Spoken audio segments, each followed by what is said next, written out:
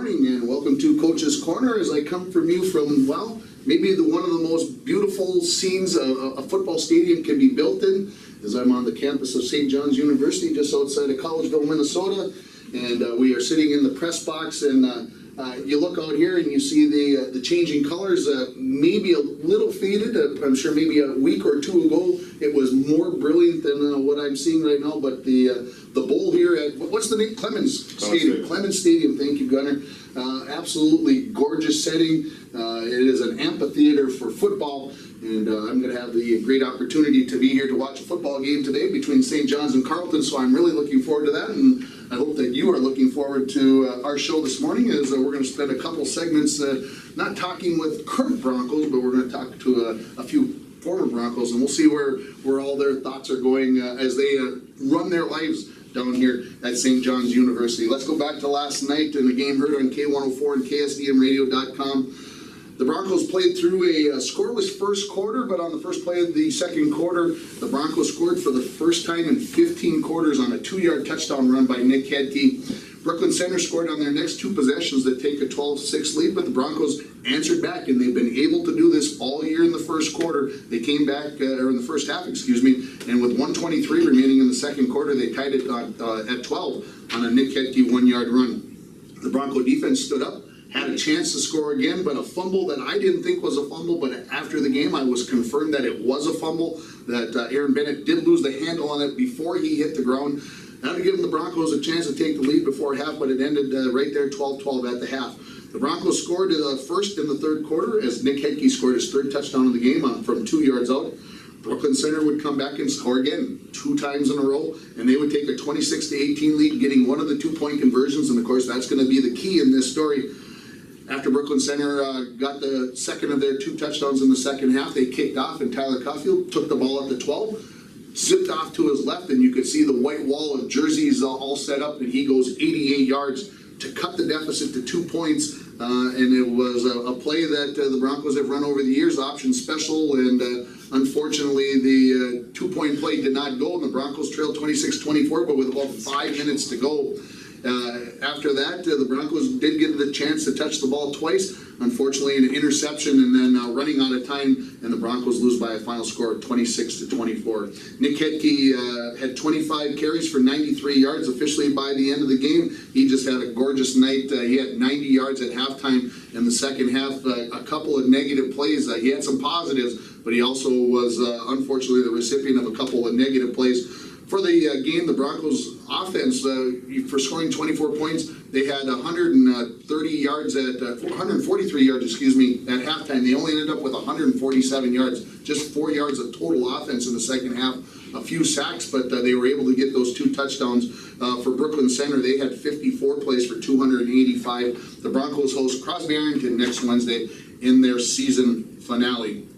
Let's move over to Little Fort Big Falls. They had their homecoming game as they took on winless Lake of the Woods. The Vikings trailed 14-8 after the first quarter. Peter Franz ran a touchdown in from 30 yards out. He added the 2-point conversion, and that gave Little Fork a 16-14 lead in the second quarter, and that's the way it went to halftime. Lake of the Woods would score a TD in the second half, get the 2-point conversion, move up 22-16. But Little Fort Big Falls scored with 37 seconds left in the ball game, and they were able to get that to the tie. Unfortunately, didn't get the 2-point conversion.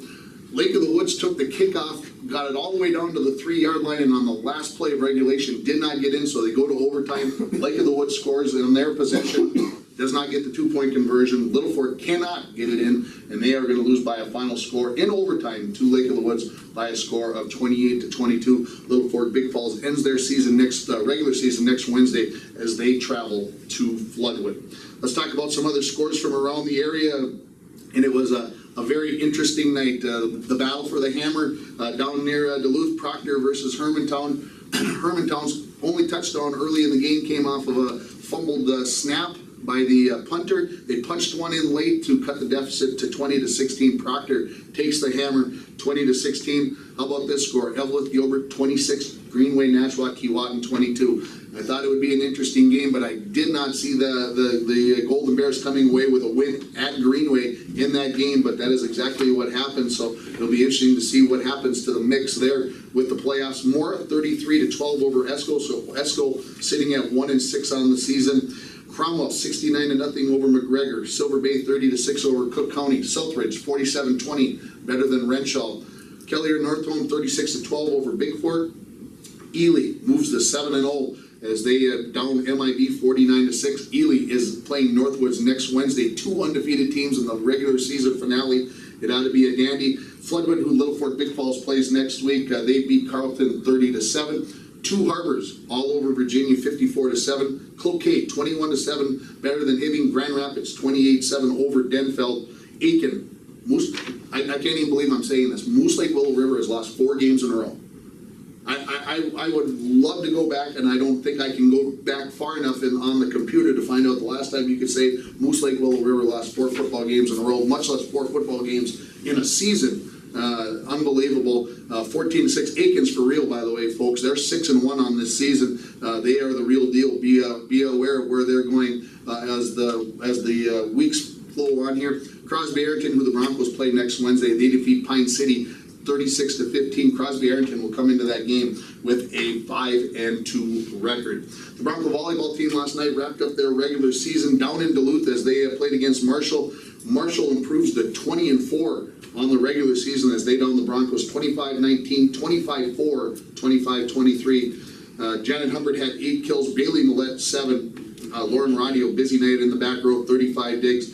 The Broncos, if I've got my numbers right, end their regular season 14-9. Looks like right now they're going to be the number 4 seed in the playoffs that start on Wednesday, October 26th. And we'll have to wait for the QRF to become final. I believe it's on Friday or Saturday this week. But looks like the Broncos may hold on to that number 4 seed and host Virginia on the 26th. If they don't, it'll flip-flop and the Broncos will be in Virginia on that night. In college hockey last night, UMD down Notre Dame 4-3. Wisconsin over Boston College 3-1. Dean Blaze and his boys in Omaha get a win at against Anchorage, 3-1. Mankato 4-1 over St. Cloud State. Bemidji State takes down Northern Michigan 2-0. In women's hockey, Ohio State over Bemidji State 3-1. Minnesota down UMD 4-3. North Dakota all over Mankato 6-0. And Wisconsin 3-2 in overtime over Clarkson. Again, Wisconsin the number 1 team in the nation. The Minnesota Lynx last night played Game 3 of their championship series in the WNBA in LA for the first of the games in LA, and the Sparks defeated the Lynx 92-75. The Lynx were down by 17 points after the first quarter and never really got into that game.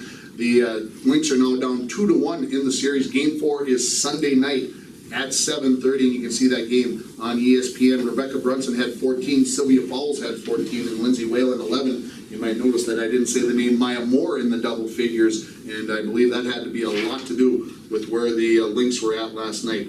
Of course, the NLCS and the ALCS are getting underway this weekend. The American League got started last night. Cleveland gets a 2-run home run from Francisco Lindor in the 6th inning. And that was it. That was all the scoring. 2-0. Cleveland wins Game 1 over Toronto. They play at 3 o'clock this afternoon. And then in the NLCS, the Dodgers at Chicago, at the Cubbies, at 7 o'clock tonight. What's going on today around the area? Well, the girls swimming and diving, the divers are already down in Aurora to be at the Mesabi East for the 9 o'clock start. The swimmers go off at 1 o'clock. I'll try to keep things up to date this afternoon on Facebook. I'm letting you know what goes on there.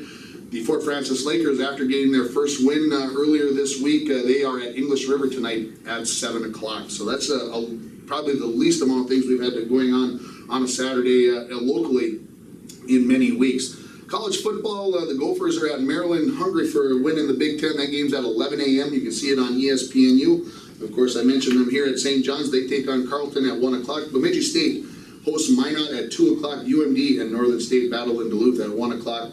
The Bison, the 5-time defending national champions, they take on South Dakota State at 2:30. That ought to be a whale of a ball game. UND is hosting Southern Utah at 1 o'clock. And the big boys, number 1 Alabama versus Tennessee today at 2:30. Have to have a kind of an eye on that one while we're here watching football. Ole Miss and number 12 Ole Miss, number 22 Arkansas, they go up at 6 o'clock. And then the big game in the Big Ten, Ohio State is at Wisconsin. Ohio State number 2 in the nation, Wisconsin number 8. Right now the Big Ten has 4 teams that are in the Big Ten. That's the first time that has happened since 1960. One of the last times we can say that the Gophers were the national champions in 1960. Also today, the Wild host Winnipeg in their home opener after the 3-2 loss to the Blues the other night. 5:45 pregame and drop of the puck just after 6 o'clock on KGHS 12:30 a.m. Tomorrow, the Vikings have the day off, sitting at 5-0 on the season. The Bears host the Jacksonville Jaguars at noon. The Lions host the Rams at noon. The Giants and the Cowboys at 3:25. I can't. Why do I have that there? I have no clue. That should say something about Green Bay, and I don't even know who it is. And I didn't change my words there for some other reason. So that's what happens when you copy and paste and you screw things up there, boys. So that's the way it happens. That's where we've been over the last night and what's going on today. We're going to take a break and we're going to bring Wyatt Ulrich, Jack Barkowski, and Gunnar Anderson in here, and we're going to, I don't know where it's going to go. We'll find out. Come on back. You're listening to Coach's Corner, live from St. John's on K104 and online at KSDMradio.com. Yes. Welcome back to St. John's for our second segment, and our second and third segments will be, they'll be exactly the same. We're going to be talking with former Broncos Gunnar Anderson, Wyatt Ulrich, and Jack Barkowski, and I suppose I should start with Gunnar because we're at his home field. We'll start with him. Gunnar, give us a little recap of the season so far, maybe for St. John's, where you guys are sitting at. I know you guys are ranked nationally, and where the season's gone so far. Yeah, so we're 5-1. We've played a couple good teams in Bethel and St. Thomas, but everyone else has had a down year so far. So Carleton is same case as those other guys. Yeah, it's been a good year so far, and should be able to make playoffs if we win out. We got a tough game against Concordia at the end of the year. That'll be a true test of where we stand, and hopefully pull it out. It seems to me that the St. John St. Thomas game that already went off a couple of weeks ago, that is the game of the year. Would you agree with that right now? Yeah. We didn't break last year's attendance record, unfortunately, but so how many was it? Yeah, this year it was 16 something. Only 16,000. Yeah. Last year it was 17,400, give or take, I think. Okay. That record actually got broken this year by Oshkosh and Whitewater, I believe. Okay. So yeah, we'll have to reclaim it back next year. There you go. That's the idea. So, we'll say it this way: you've been playing quarterback for the last few years. Unfortunately, can you pinpoint? And I can't get it out of your dad, so I'm just going to ask you: when did this shoulder problem come to be? Where did it start, maybe, and then where did it go wrong? Because it didn't seem like this summer that it was an issue. Yeah, I threw quite a bit this summer, and once I got to training camp, everything seemed fine. I had a really good week of practice, and then on that 8th day of training camp, I just noticed that did not feel right. And so no contact? No contact, just overuse pretty much. And got an MRI.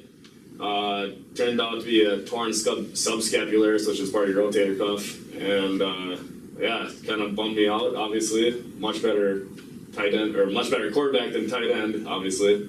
Yeah, no, it's been fun regardless, though.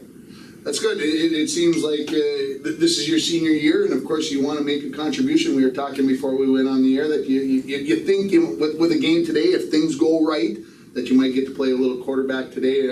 I'm sure that would be the most fun that you've had all season. Yeah, just do a little Tim Tebow style offense, not throw the ball, and run some people over, hopefully. That would be fun to watch.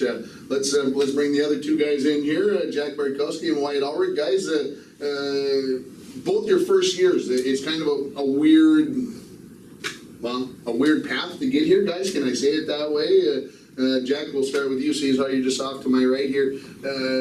Talk about a little bit, if you will, if you can, if you want. You don't have to.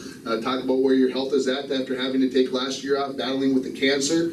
And I get a chance to talk to your dad every once in a while, and he says things look good. I know you had an appointment the other day. Just get everybody up to date if you feel comfortable doing that. Yeah, no, I can. And yeah, I'm no longer the typical freshman. I'm kind of the old man freshman dorm. Me and my RAs and my supervisors are all the same age, so we all were on the same floor last year. But yeah, no, it was good. I had an appointment yesterday, which was the 3-month scan. Just routinely, it's for 2 years, I think it is. So every 2 years I get scanned, and it's good, and you're good, and go back to school. So here I am. Everything's good. I know the bone replacement in your hip where the tumor was taken out and everything else. I watched you go up the stairs. Things look maybe not normal, but things are good. Yeah, no, they're definitely improving. They're not quite, I'd like to be in the gym competing with the basketball kids and picking on them a little bit, but I can't quite do that yet. I still go work out, shoot, stuff like that. I can't run yet, but we're getting there. We're hoping on that soon, or jogging. I was gonna say how long till you can kind of pick up the pace a little bit and maybe do a little jogging. Jogging is at my surgeon's discretion, basically. Okay. So he looks at my scans and looks at the bone growth, and if he thinks there's enough bone growth, then he'll let me go. So looking forward to, hopefully after this scan, he hasn't got back to me yet, so hopefully after this one it'll be soon. So you mean like by Tuesday we could be running? By Tuesday we could be jogging fastly. Jogging. But And I'm sure your mother's listening right now and already thinking about scolding you Yeah. about if you're pushing it too far, which she already probably knows that you have a tendency to do. yeah, no, I've been pushing it a little bit in the Wow. around and stuff. But You wouldn't be the person you are if you didn't push things a little bit. Why? Let's talk about you. Again, a totally different path to get here. A couple of years of playing hockey, and now we talk about being an old man and being a freshman. That's you, isn't it? Yeah, I'm in the same boat as Jack, even a little older. But yeah, the 2 years of junior hockey were the best years of my life, actually. Going down to Owatonna, Minnesota, and playing more. I can't complain. Not doing any homework and all that stuff. But yeah, now back to school, getting back in the swing of things. But this first month has been kind of rough. Getting through it though.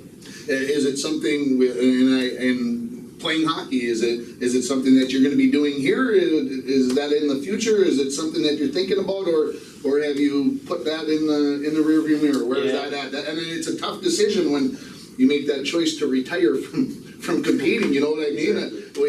Everybody who's an athlete makes that choice somewhere along the way. Where is your choice? Where is your decision at right now? Yeah. What are the prospects? I think I came to the conclusion I'm hanging up the skates, as they say, but watching the Wild game, that did not help Yeah. with the decision. So, I mean, it's still up in the air, but about 9% sure. They got intramural hockey around. They do. I just don't know where to keep my hockey gear. I'm sure my roommate doesn't want me to keep it in our dorm because Why would he not want to keep Yeah. goalie equipment in the dorm? Is it the size or is it? that's what it is. It's the Definitely. size. We already have a messy enough room. It's not the stench or anything. Exactly. So, talk a little bit about going to school. Like I said, you drive in. If you've never been to St. John, this is only my second time here. You turn off the freeway and you see the big monument up at the top of the hill. You come in here and you come onto campus, and the trees, the maple trees, and everything else around are absolutely gorgeous. Talk about going to school. Gunnar, you've been here this is your 4th year here. Talk about the positives of coming to St. John's. We'll have a little promotion here for St. John's. Yeah, there's definitely a lot of wildlife. You see deer and raccoon and even some possums here and there. But yeah, no, some of my friends go fishing almost every day. There's 3 lakes right around here, and yeah, they definitely take advantage of it. It's definitely, if you like wildlife and you like outdoors, St. John's is definitely a good place to do. Jack? Yeah, I know it's kind of in the family tree. You probably would have been excommunicated if you hadn't showed up, right? yeah, it definitely is how it works. Or gone to the other school in the cities, but The other school in the city. We don't even say it. We don't even say it. we don't refer to the name. They don't hear the mouth. Yeah, no, I was talking to my FR, my floor last night. We had a good conversation about deer hunts on campus, bow hunts. So yeah, no, everybody, we do interviews in our class every week on what everybody's gonna do over the weekend. And I would say 40% of kids are gonna go hunt, or gonna go fish, or do something along those lines. Meanwhile, we're driving to St. Ben's the other week, and we almost hit a pack of wild turkeys. Oh. So you see lots of different things around here. It's not your typical one. I know my grandfather has a good wild turkey story if you ever get out of one. So they've been around for a while, and yeah, the wildlife is unreal. It's an amazing time of year to be around here. I was at the U2 in the same deal. Minnesota right now is just, it looks beautiful. Why how about you? The trek to get to St. John's. Is there a family story there, or is this something you're starting possibly? Yeah, it's the first one out of our family. It was not exactly like the Murkowski's, but it was actually Jay when I was working with Coke told me to go visit. And then when I came up into the road and seeing the Abbey, it's like, wow, I'm pretty much at home with all the trees and going into the final 3 lakes. Can't complain. Yeah, when you really look at it, you know, a lot of universities are in town.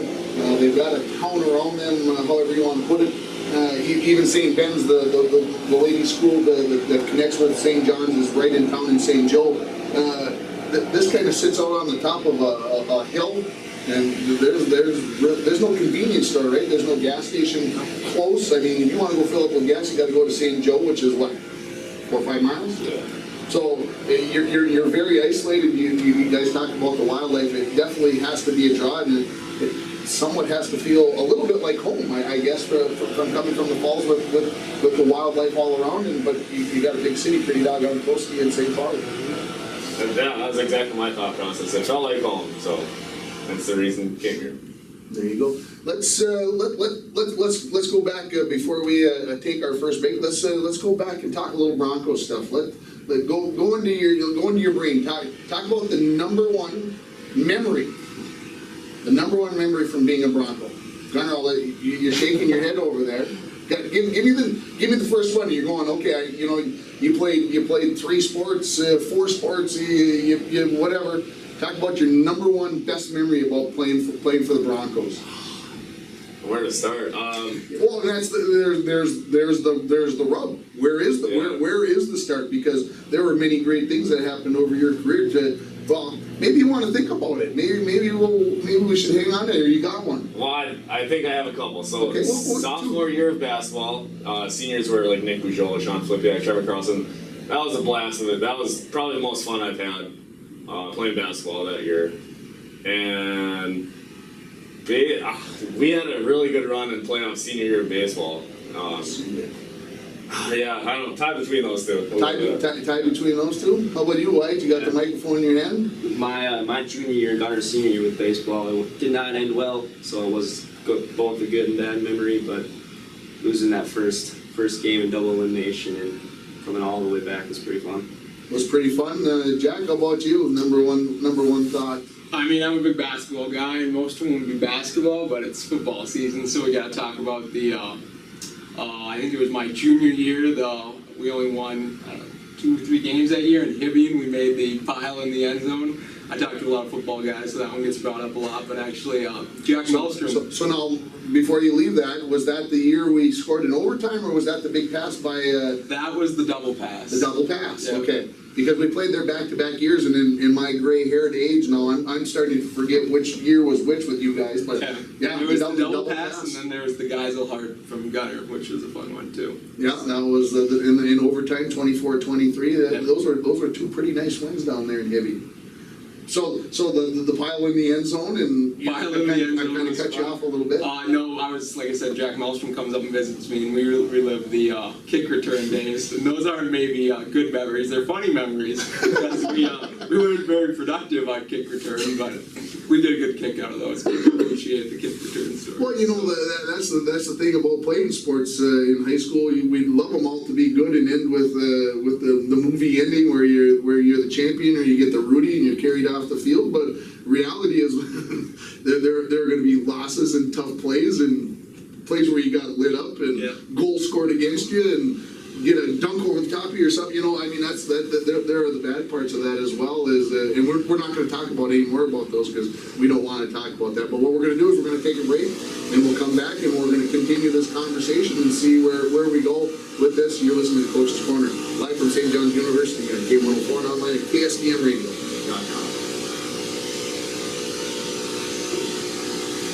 So Maddie just killed her. Yeah, let's see if we can do well. Where's she going next year? I heard she was thinking about going to play volleyball somewhere. I actually had a chance to talk to Mel the other night after they beat Vermilion, and we got off on a tangent about something that was not going right with the team. And because I was going to ask her, so who's looking at Maddie? Because she's got to go play some. She's absolutely playing out of her mind right now. She's pretty good. Of the teams that I watched, there's nobody that she's the best killer that I've seen. I mean, he's the best hitter in what I've seen. And I didn't get to watch him play Central Lakes. Central Lakes has got a nice team. They were ranked, when Rainey beat them, I think they were ranked 3rd or 4th in the nation. Central Lakes was, and they beat them in 3 sets at home. So now they're ranked 10th in the nation, Rainy River is. Jesus. So they've got Itasca on Tuesday night at home. Itasca beat them earlier in the year, and it's going to be, well, I had the girls on 2 weeks ago. I said, all right, you've played half of your schedule in one game. I said, who are we looking at? You know, who do we want to play in the second half of the season? And you could just see the girls. They almost just like this. You could see them. They were all thinking the same thing. And the word Itasca came out of their mouths, and you could see they were like, they were just, I'm just like, wow, this is they want revenge. So, you know, they didn't play particularly well.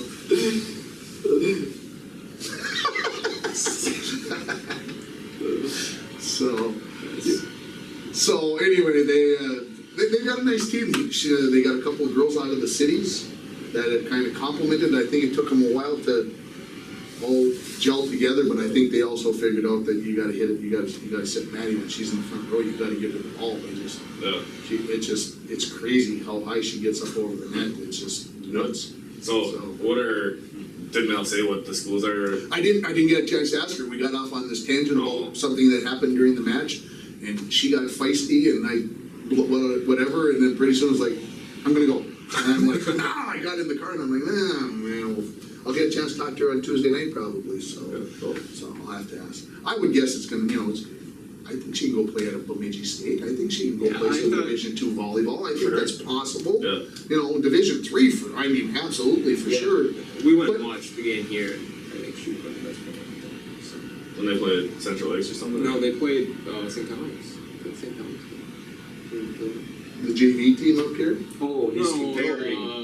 St. Ben's. St. Ben's. Okay, I thought you said. Yeah. I thought you meant I get St. what you want. No. I got where you're going. So, yeah, she's having a real nice year, and they've got a girl out of Fort Francis that plays well. And then those 2 girls from the cities had really, like I said, made a compliment. They got a nice game. So, 5 seconds, guys. Welcome back to Coach's Corner, again here from Clements Stadium, inside a nice suite. I'm sure in about 3.5 hours this room will be full with former Johnnies, current Johnnies, everybody else getting ready to enjoy hopefully a St. John's win, as they will be taking on Carleton at 1 o'clock today. And so let's continue maybe with the old days. Pick another memory, maybe not a great one, maybe not a bad one, but something that you think about every once in a while. It's strange how I had my days, and they're a long time ago. But it seems like to me, whenever I think about going back to my hometown, or I drive past the school or the football field, or there's a certain memory that kind of comes in. It might be a quirky moment. It might be whatever. We had a chance to watch a couple weeks ago. Notre Dame played out at North Carolina during the hurricane last week or 2 weeks ago, and they talked about how the kids from North Carolina State celebrated by sliding on the water that was on top of the field.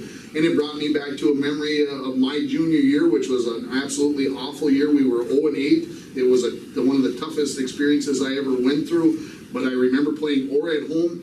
And I remember standing on the field, and we had a very nice crown field, just like we do at Sports Stadium, and the water was actually running off the top of the hill down the sidelines. You were actually like running like in a river, like a small stream, and that sits in my mind. It's maybe not a great memory because we got pounded that day, but I remember thinking, this is a one in a lifetime experience where how many times do you get to play in a rainstorm like that? It just doesn't happen. So, but what do you got for me, Jack? You got something for me that kind of? I mean, I got all sorts of stuff.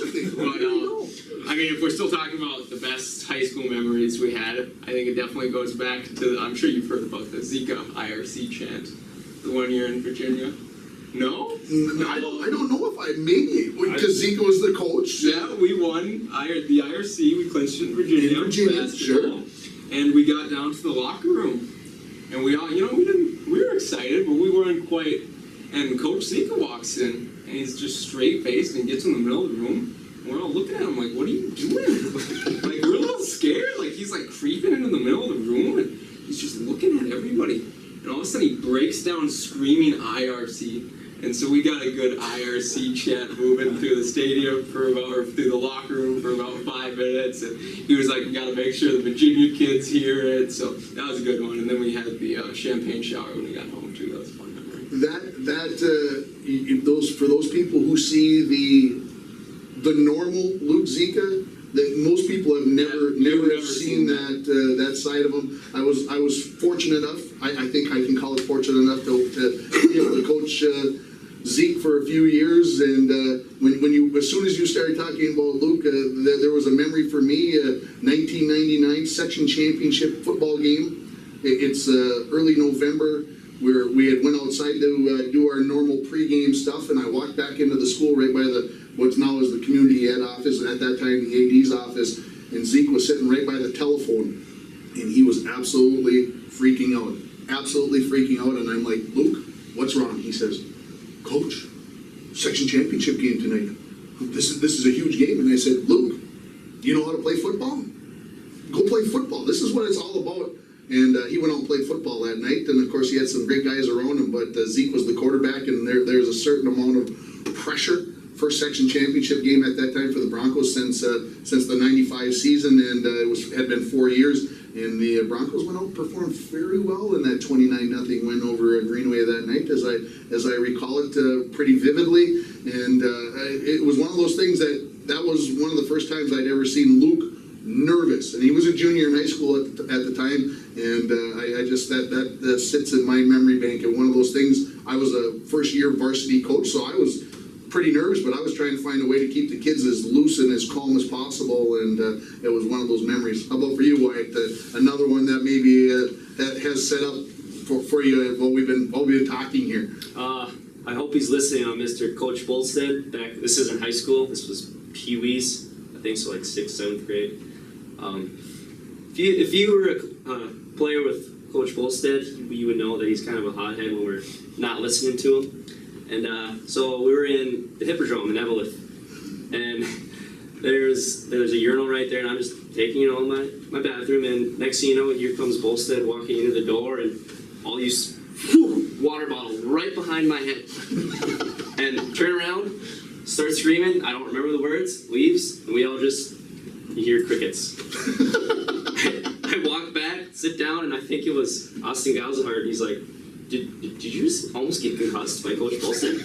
And yep, that just happened. I am going to guarantee you he is listening this morning. He had him on last week, so I know he's listening. So, good. Mike, I'm sure we're going to get a chance to talk about this on Monday night somewhere along the way on our TV shows. So, yeah, and of course, I think about that situation, and some people out there are probably thinking, well, that was crazy. No, it was an attention getter. Yeah, it was like, it almost worked, actually. This was districts it was called, and sure. We were playing Hibbing, the greatest rivalry in hockey probably for us, but we lost 4-3 in overtime, and we were down, I think, 3-1 going into the third. Sometimes, like I said, it did work. It got you guys understanding the situation, that things weren't being done correctly. How about Gunnar? How about for you? Another thought. Yeah, we might as well stick with Luke Zika here. So my sophomore year basketball, Sean and those guys, like I said, senior year, those guys hadn't beaten Chisholm, and Chisholm had an unbelievable team that year.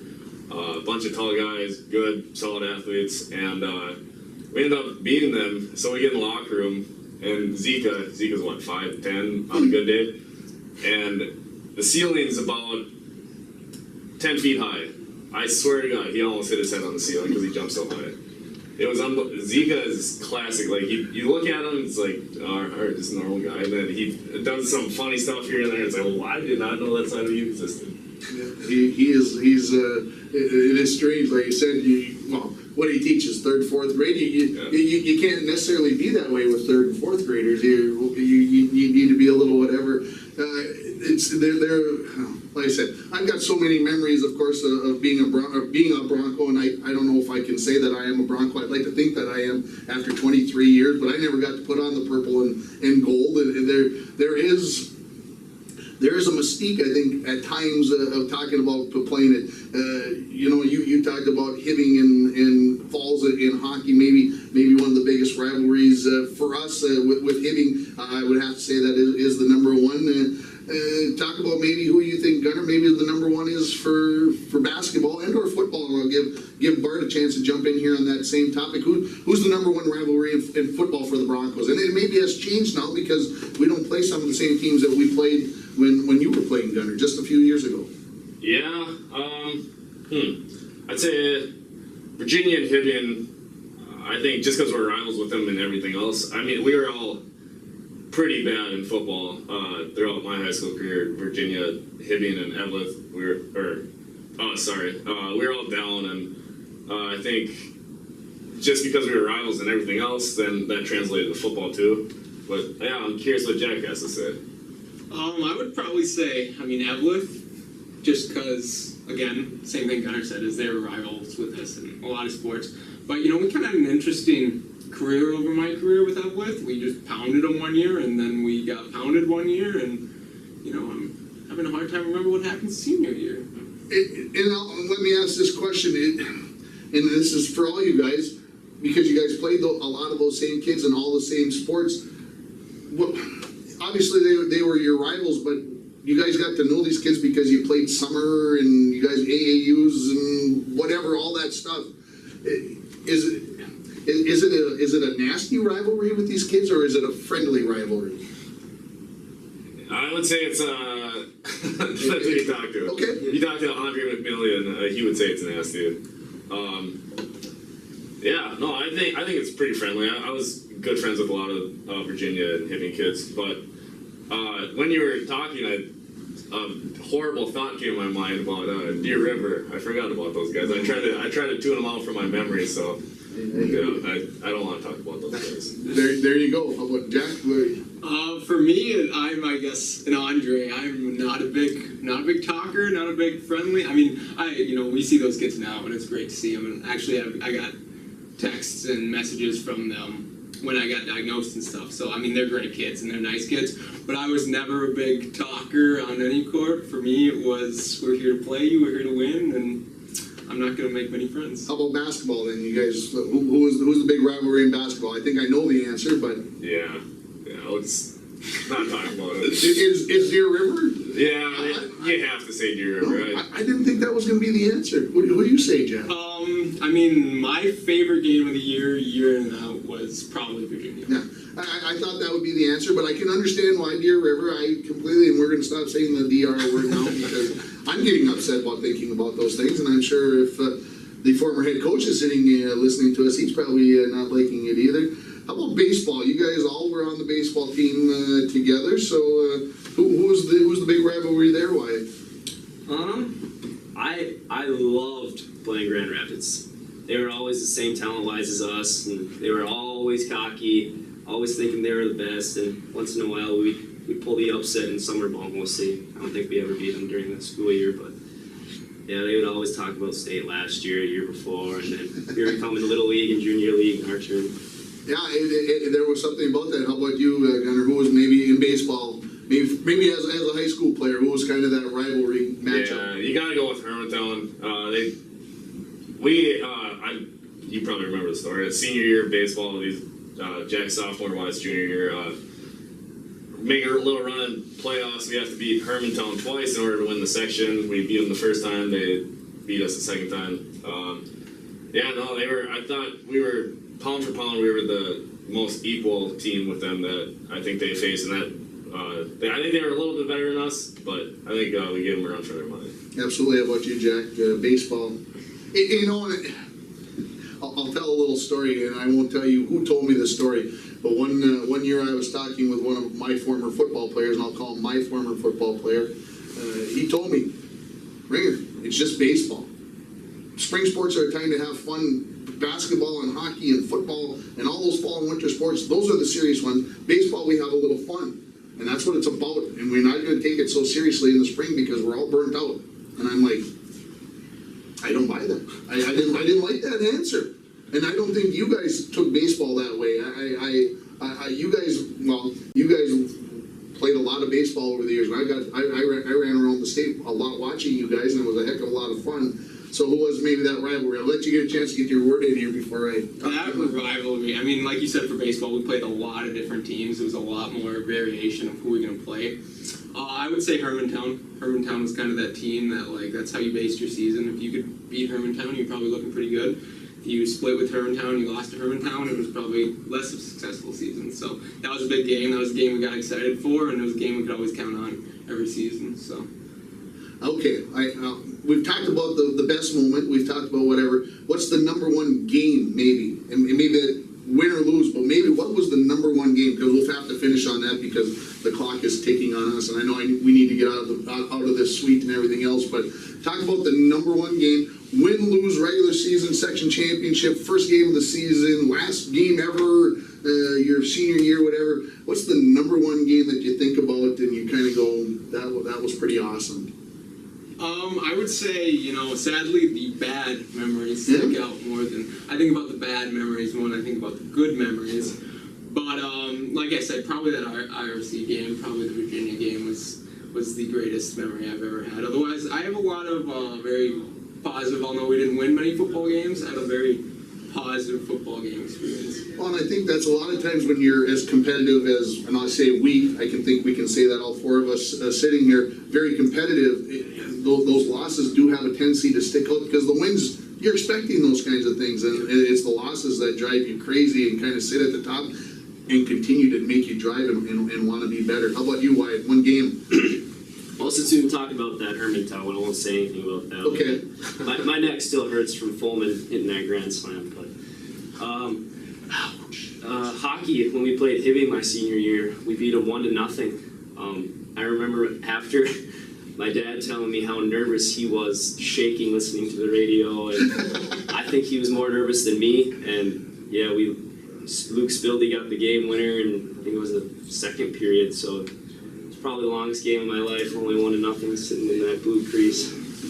That's a good story. Gunnar, how about you? My freshman year of basketball, Tim Miles, Adam Potter, seniors.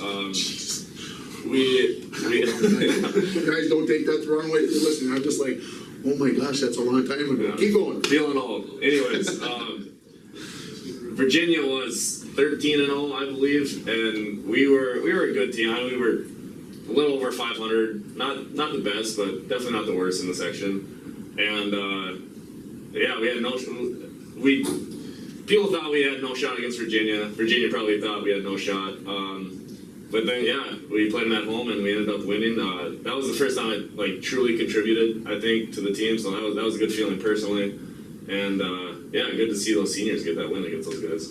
Absolutely, guys. I appreciate you being here. Like I said, we got to get out of the way. I wish we probably could stick around and do more, but maybe we should. Maybe we'll have to do it again sometime in the future, and maybe we'll get a couple more guys to come in. We'd love to have. Benny was scheduled to come up with the fall baseball game down at the U, and Jackson Baum could have been here, and we could have talked about all the rocking and rolling and his one-liners that he would have had. We could have talked about all of that along the way. But guys, thanks for coming in, being a part of our Saturday morning. Thanks for everything you guys did for Bronco Sports, Bronco Athletics. It was a pleasure to watch you guys come through. Thank you. Thank you very much. We'll take a break and we'll come back and we'll wrap it up as we always do with the week that was and the week that's coming up. You're listening to Coach's Corner on K104 and online at KSDMradio.com. Not that weird, they're for 30. Welcome back to Coach's Corner. I got a text message here. All I got from Charlie Anderson is Derek Doughty. What do you think he means by Derek Doughty, Mr. Anderson? Where do you think he's going with that? He wanted a Derek Doughty story? Is that what you wanted there, Mr. Anderson? Text me back. Maybe I'll get the story on before we go off the air. Again, a fun morning here for us. Let's go back to last Saturday. The Fort Francis Lakers 0-4 on the season as they took on Minnesota, and they finally got that first win of the season. The three-time defending state champions as they won by a final score of 4-2. Jack Burney scored a couple of times, and then they got an empty netter at the end to win by a score of 4-2. And also last Saturday, the volleyball team, the Bronco volleyball team, was down in Esco. They took on Hermantown, lost in 2 sets, and Hermantown looked like they'll be the #1 seed coming forward. They defeated Southridge and Duluth Denfeld and then lost to Superior in 2 sets. The girls' swimming and diving team was down at Denfeld for the True Team meet. They come in 2nd place behind Hibbing, who won. International Falls 2nd, Mesabi East 3rd, and Duluth Denfeld in 4th. The 200 medley relay yet to be defeated this year. They win again in a time of 2:01.83. Caroline Stone took 3rd in the 200 IM. Claire Herzig 4th in the 50 free. Alyssa Mathis 4th in diving. Emma Meisner took 2nd in the 100 butterfly. Caroline Stone a 3rd in the 100 backstroke. And then the breaststrokers, they go 1, 2, 3. How about that for a nice day? Emily Sari, Claire Herzig, and Anna Early all going 1, 2, 3 on Saturday. No area games on Monday, but for the 2nd consecutive week, Maddie Filipiak was named Hitter of the Week for the Northern Division for the MCAC. She just has been leading this team. She had 25 kills, also added 14 digs, 8 aces, and 4 blocks as the Voyagers went 2-0 on the week. On Tuesday, the Bronco volleyball team hosted Greenway. Look like they'll be the number 2 seed in the section. They lose in 3 sets to Greenway, 25-11, 25-19, 25-13. Jenna Sullivan 6 kills, Emma Gilbert 5, Bianca Carlson had 15 set assists. Little Fork Big Falls lost to Chisholm on Tuesday in 4 sets, 25-15, 14-25, 25-23, and 25-22. Kaylee Kennedy 11 kills, Mackenzie Swenson 5 kills, Gina Thydeen had 4 ace serves, and Sydney Wendt 24 set assists. Of course, the big home cross country meet, the Heil Pike on Tuesday. The boys team comes in 4th place. Actually, 3rd place with the tiebreaker. I apologize. Greenway Nashwauk Keewatin in 1st with 46. Ely 2nd with 50. And then the Broncos in 3rd with 104. Jake Erickson came in 17th. John Coleman 18th. Joe Lowak 22nd. Hunter Wilson 23rd. And Brock Laughlin in 24th. On the girls' side, the girls come in 5th. Hibbing, the winner, was 67. The Broncos in 5th place with 138. Lexi Erickson comes in 3rd. Avery Savonin 28th. Gwyneth Shiner's 33rd. Alexis Lane, that's a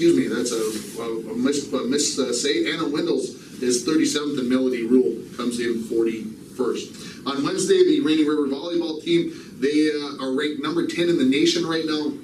And they defeat Vermilion in 3 sets, 25-22, 25-14, 25-15. Cassandra Moffat out of Fort Francis had 15 kills. Maddie Filipiak added 13 kills and 4 ace serves. Sandy Thompson 9 kills and 12 digs, and AJ Ori 43 set assists. Rainy River 15-8 overall, 9-2 in the Northern Division, and they've got a huge matchup coming up this Tuesday, and we'll talk a little bit more about this in a second. The Bronco volleyball team was at home for their last home match of the regular season. They lose to Deer River in 3 sets, 29-27, 25-21, and 25-13. Emma Gilbert had 7 kills, Jenna Sullivan 6, and Janet Humbert 5. The Viking volleyball team, they get a big win over MIB. This possibly could have pushed them forward to give them a home matchup, or home game for the first round of the playoffs.